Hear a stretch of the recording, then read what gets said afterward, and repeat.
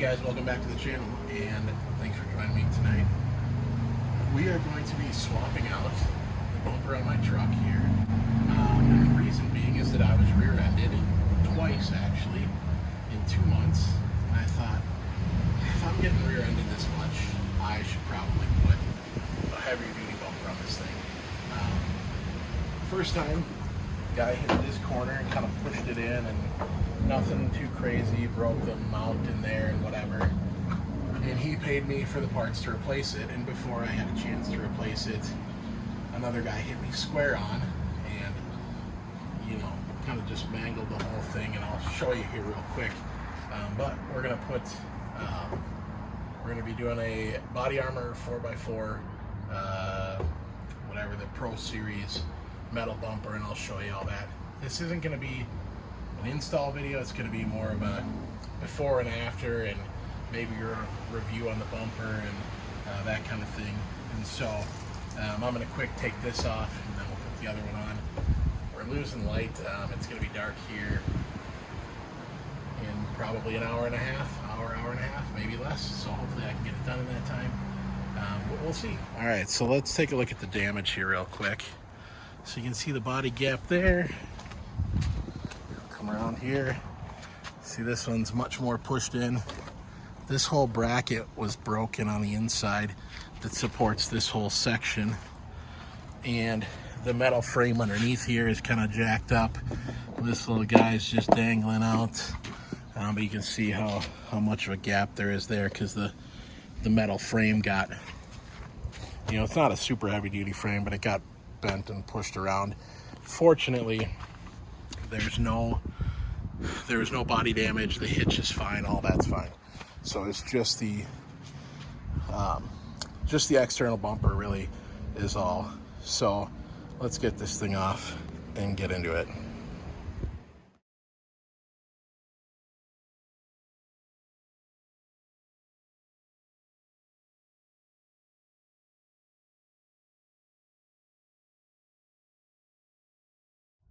All right, so obstacle number one, I could not get this plug off.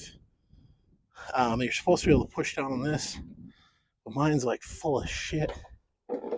You can see all this gunk up under here from off-roading, and so I had to cut this and work around it, but I'll have to get this off eventually,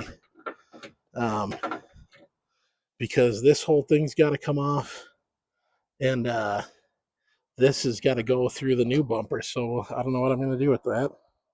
All right, so now that we got that step pad off, you can see where this bent and what kind of damage it did. Not a lot, but you can tell it's tweaked and cockeyed.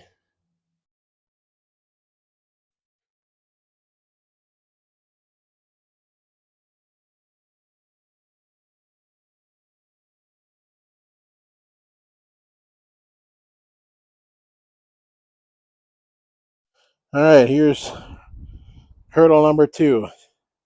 I broke that off. Can you see that? There we go. How did I break that off in there?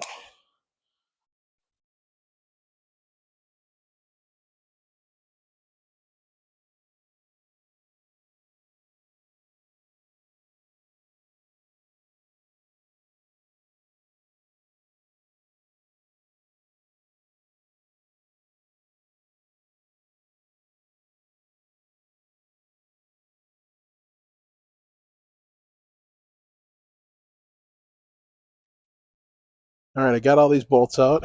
It was a gong show, because I'm just like, I have terrible tools and I'm woefully unprepared, and I'm sure you'll all comment in the video about that.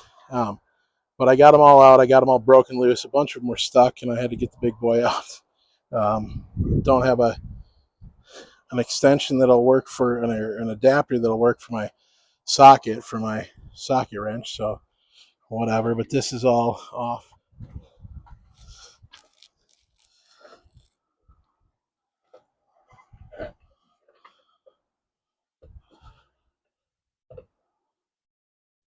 How do these things come off of here?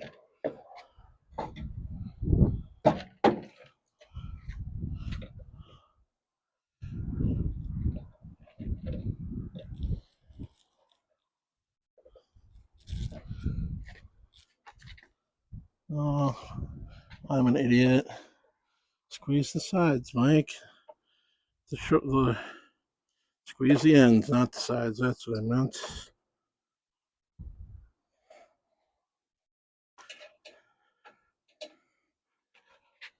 I don't know how I've made it this far. I really don't.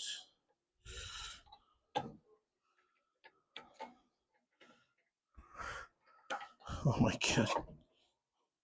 There's so much gravel rattling around inside the ends of my bumper. I'm driving around out in the desert.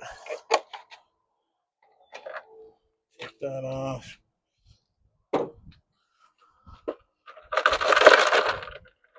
Oh my god. Let's see, can you guys see that? That whole cavity filled with gravel. Whole thing.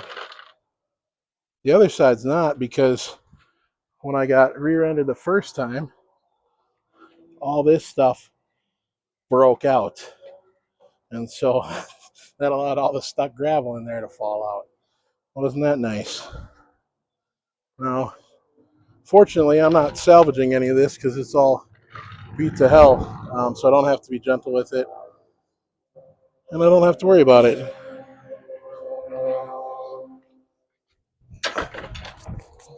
So everything's unhooked. Everything's off. You know, when I got the estimate on this done, it's $2,500 to replace that, basically. And so this bumper is significantly less, but I got to do it all myself. So, but the trailer hitch, everything looks good. You know, I was concerned a bit that something might be bent, but I think that's all good. Let's get a, yeah, it all looks fine to me. All right, I found the only little bit of actual damage. That thing got bent in a little bit, but that's it. So that's good. That was my only real concern, was that some of the sheet metal got damaged, and I think it's all good. Yeah, it all looks fine.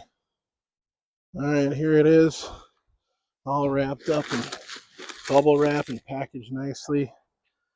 It's shockingly heavy, but it is pretty thick.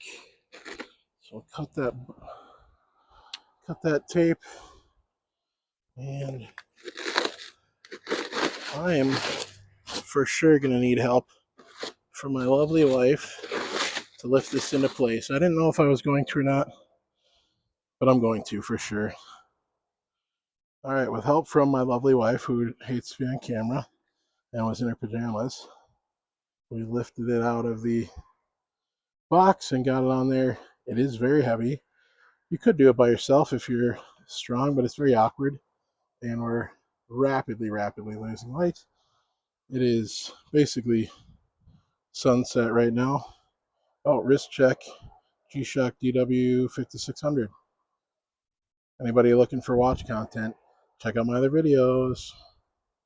Anyways, let's get this bolted up.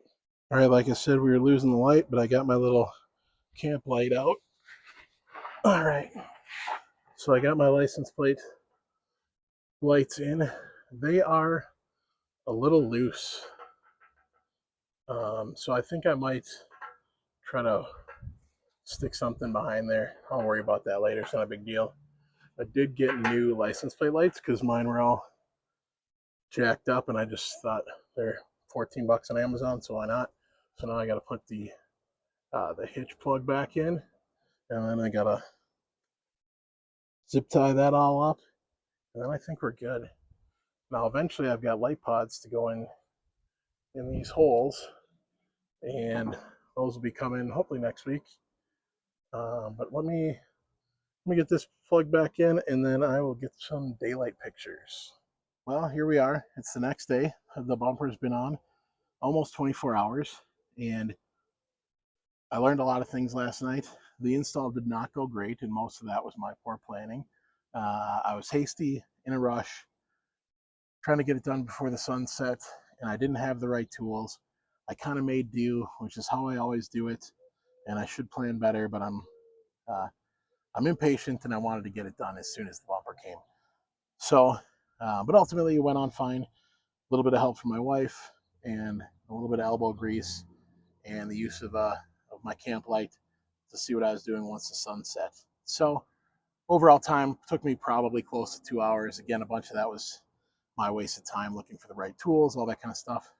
Sore fingertips from manipulating bolts and all this stuff. Sore knees from kneeling on the concrete. All that could have been planned out better. But let's talk about it. First thing I would have done differently if I were to do this again is I would pre-install these rubber plugs for the backup sensors, which I don't have, and I think a lot of people don't. So if you know you're not using those, put those in first when the bumper's off. Trying to get them in when the bumper's on, I had to like crawl under there, crane my whole arm around, my hand barely fit, and push those into place and whatever. It was kind of a pain. The other thing I might do is pre-install this plug. That wasn't the biggest deal because you still have to plug it in the back, but whatever. I did actually, putting the license plate lights in, I liked being able to pull the cord through, or the wire with the plug, pull that through the hole, plug it in, and then snap this into place. They go into place really easily. Now, this and this all rattle quite a bit. They're fairly loose in there, and I want to figure out something better to do with those because I don't love that this thing is just, this especially is so loose. And I can definitely get something wedged in behind there, get some double-sided adhesive or some foam or something to make that feel more secure. I didn't hear it rattling around in the cab, but I still don't love that. The other thing I did that I didn't show you yet is I put this this kind of skid plate trailer hitch. So this part works as a skid plate, right? If you come down off some stuff, that'll hit before everything else. This is a recovery point, not that I need it because I've got two built into the bumper, but kind of nice, takes up space in the hitch. I like, first of all, it's super heavy duty feeling. This thing is solid. It's not going anywhere. I do actually really like the look of it. I was skeptical. I wasn't quite sure that I was going to love this. I thought it might feel a little bit bulky, and it actually feels maybe even less bulky than the factory bumper as far as how far it comes out this way. These corners definitely feel a little bit more bulky, but not bad. It doesn't feel like a big, chunky, oversized bumper. I like the recovery points here. They look nice. I like the slots for mounting lights. I don't have any in there yet, so it kind of looks funny because when you look through, you can just see all the way through there. But whatever, I'm putting some light pods in there. Okay, some of the things that I don't like. This gap right here is huge and visible, and I understand why they would build it that way, but it is you can just see all the way through, kind of all the way across, and I don't love that, you know. Otherwise, the body gap looks fine, and really, there's not a ton of gap. Let's see here. Get out of the light. There's not a lot of gap there, and that looks good. This looks good. This doesn't hang down a whole lot extra, which is nice. Their little cutout here looks fine. I do like that, as you saw before, the corners, this section on the factory bumper was full of gravel and dirt from off-roading, and these are totally empty. Stuff can fall right through, and it can come out easily. So that's kind of nice. I can probably rinse that out if stuff gets stuck up in there. Well, ultimately, I'm very happy with how this turned out. I am glad I didn't make this into an installation video. That would have been very embarrassing. Um, it's already embarrassing enough. I'm sure you'll comment on that, and that's okay. I don't do this for a living, and we'll keep it that way. But very happy with the bumper. I'll get some shots out off-roading and doing some stuff, some action shots, if you will, and maybe an update down the road on how well powder coat's holding up and all that kind of stuff. So anyways, thanks for joining me. Watch the rest of this because, like I said, there'll be some action shots coming after this. And then also, I didn't do this, wrist check. I'll come zoom in on this. This is my Seiko SBDC 053, the 62 Max, kind of the reinterpretation of the 62 Moss. If you guys like any watch content, watch the rest of my videos. It'd be much appreciated. If you enjoyed this one and had a laugh at my expense, that's fine. Give the video a thumbs up and subscribe would be great. Thank you very much. All right, here's a close-up of that watch. Seiko SBDC 053 62 Max. Beautiful watch, blue dial, blue bezel. Feel free to check out my watch content if you want. All right, I want to take a minute to talk about a few things here real quick before we go any farther. So I've got everything installed. Looks great. The lights came in. Now those came a few days later, so I had to wait on those. And I kind of wish I would have waited to just do all the install at the same time. Surprise, surprise, it was harder to get the lights in with the bumper on. I don't know that it would have been a whole lot easier with the bumper off, but it definitely would have been slightly easier. Now these are from Body Armor 4x4. They're the 3-inch light pods. They sell these designed to fit this spot, and it fits it well. But the mounting solution, the way these mount up inside of there, was a huge pain. So you can see that bolt back there. That goes from the bracket on the light to the bracket on the bumper, which are 90 degrees to each other. And so trying to get a wrench up in there, I fortunately had a stubby little wrench, but you're limited on workspace in there. And on top of that, I had to do it from this side, and so I'm reaching around, and it was awful. It took me all evening just to get both of them installed. Now the other downside is that the factory wiring harness for the trailer hitch plug was too short, and I kind of gave it a tug to try to get some extra length, but it's probably, I would say, 2 inches too short. So I ended up having to get this from Kurt Hitch, this 20-inch adapter, and it was about 26 bucks, and then about $14 in shipping, you know, which is not their fault, but whatever. So an extra 40-something-ish dollars to get this extension. So this bumper project is quickly adding up. In addition to that, these light pods, even though they are kind of sold as, you know, it's like just a generic light pod, but they make this bumper with the idea that you could fit these light pods in there. And the wiring harness that came with them was probably barely long enough to fit on the front of a vehicle. So if you're going from your battery to the front bumper, you know, forget about it if you were putting these lights anywhere else. You know, if they were going to be ditch lights, the wiring harness probably wasn't a good setup for that.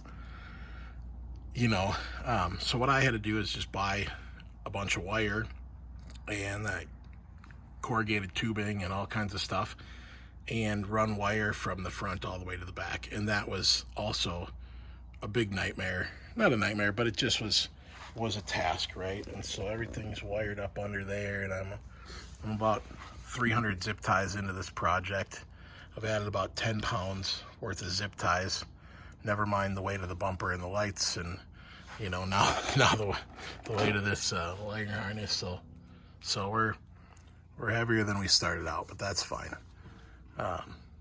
So that was kind of my experience. I'm going to get this installed here in just a minute because the factory one, there it is, I have it just kind of dangling. So we'll plug this in, and then we got to zip tie all this up because I only need 2 to 3 inches of that 20-inch adapter. So we're going to end up with all this extra stuff tucked up under there, but it's fine. It'll be out of the way. So here's that extension. You can see